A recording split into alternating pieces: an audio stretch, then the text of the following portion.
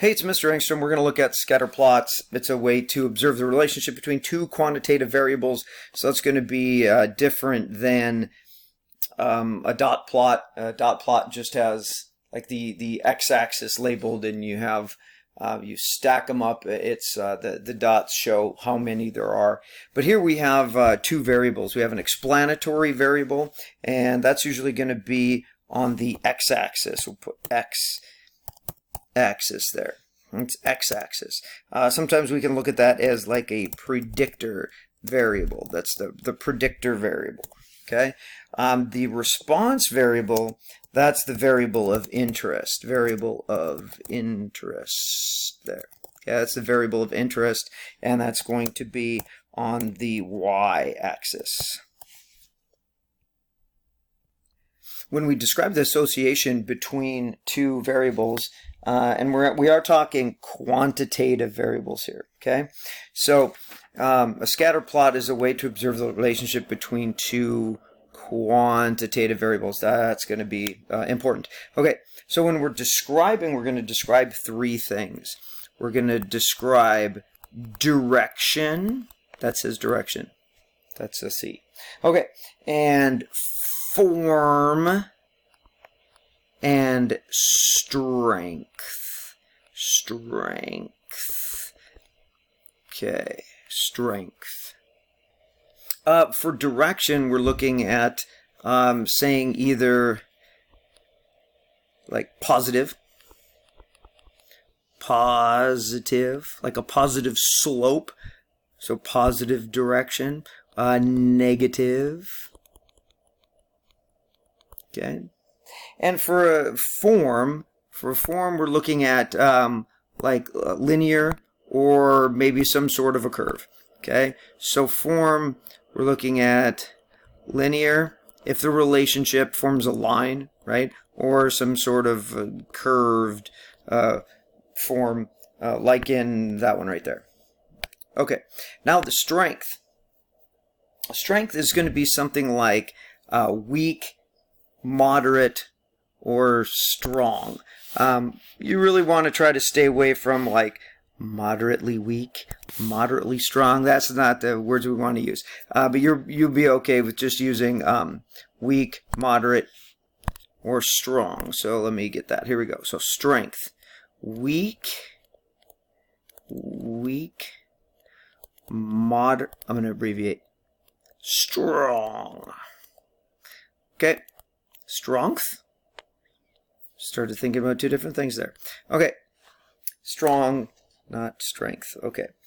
So here we go. So for the strength, weak, moderate, or strong. So let's take a look at these things here. So looking at this A, I would say that the correlation is strong.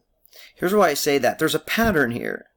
Now, obviously, the pattern's not a line, and I kind of missed there, but it's a curve. And so the way I would describe this, I'd say strong and curved, maybe. Okay? All right. So this one right here, the B, is going to have a direction. And because there's a line that kind of goes through the data, the data, they're not all right on the line, but that's a pretty strong relationship right here. And here's what I would put for this one. Three things. I'd say that it's let me get my pen back here. Okay. Strong, positive, linear relationship. This has a strong, positive, linear relationship. Now, in C, we may be tempted to say no relationship there, or no association, because that's what we're doing. We're describing association. So we may be tempted to say no association, possibly weak on this one. Okay, possibly weak. So we would say, oops. All right, so I would say very weak, or maybe even no association there. Now, in D, we have moderate strength and curved. I would say that the strength there is moderate. So I think you can see that this is fairly subjective. But if you compare E and B, of course, one is positive, B is positive. Think of the slope. It's a positive slope, right? It goes up and to the right. This one goes down and to the right. E does. But if you look at a line, we'll pretend that looks straight. They seem to me that they're closer to that line than in part B. So I would also say that that's strong linear, but I would also say that it's negative for the direction. So it's a strong negative linear association there. Now we got to be careful with F. Now there's an association, but we're going to get to correlation in a minute. Now these the variables seem to be correlated somehow, and so we're going to say strong and linear because there's a line. However, the slope is 0.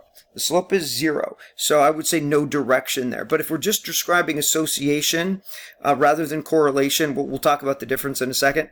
But if we're describing the association, I would say it's strong, it's linear, but I would also say no direction there. And then we describe maybe using different words if we're talking about correlation, because that's going to be something a little more specific.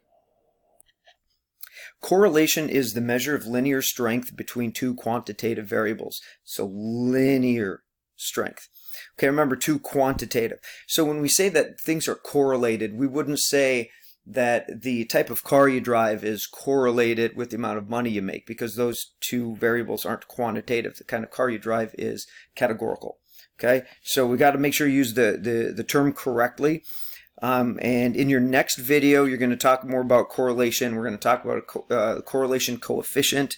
But right now, let's take a look at part A. I would say that there's an association with A because there's a pattern, but since that pattern is not linear, okay, here's the pattern. Okay, so the pattern is not linear, so I would say that there's no correlation with part A. Now, if you look at B and E, now we're talking correlation. We have a strong positive correlation, and we have a strong negative correlation, and we'll get into the how you measure that strength in the next video. All right, so the difference between correlation and association. Association is a vague term describing the relationship between two variables. Okay, so I would say that the association, that's a little too thick. Association is a vague term. Okay, so I would say this is really by design. That's what we've decided that this is a vague term, and it's a vague term describing the relationship between two variables. Now, correlation is precise. I'm going to write precise. Okay, so what we're talking about there is the linear relationship. The correlation coefficient is the thing that describes the strength and direction of the correlation, and it could be 0, but 0 means no correlation, right? So if the correlation coefficient is 0, that just means there is no correlation. All right, so 0 is no correlation. The smallest thing it's going to be is -1. And the biggest thing it's going to be is +1. So it could be a decimal, it could be 0.3, -0.7, that kind of thing. So if it's as strong as possible, all the dots land right on the line, which hardly ever happens, and it's a positive slope, right? Then it's 1. The correlation coefficient would be 1. If it's a negative slope and all of the dots land right on that line, of course, again, that doesn't really ever happen, but the closer to that -1 or +1, that means the closer the dots are to the line, the more closely correlated, the stronger the correlation.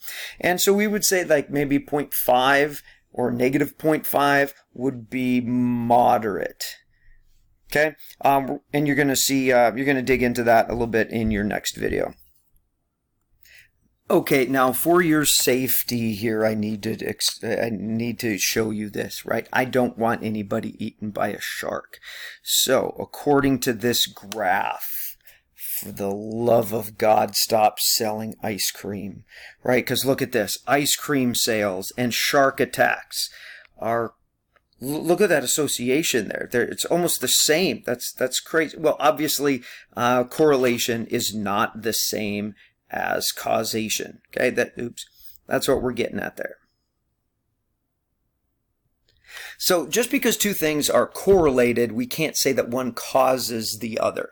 There could be other things that cause. And of course this, if you look at the heat outside, look at July. Well, July is going to be July and August are going to have the high ice cream sales, because when it's hot outside, people buy more ice cream. And when it's hot outside, people go to the beach more. And it's the summer months. People are out of school. They go to the beach. They go to the ocean. It's going to be more shark attacks there. So obviously, ice cream doesn't cause shark attacks. So correlation is not causation. This example makes it sound kind of silly, but it is a thing. You know, people try to say that that there is a causation just when there's a correlation. So watch out for that. Hey, I'll see you guys in class. Work hard. Hang in there. You got this. I'll see you tomorrow.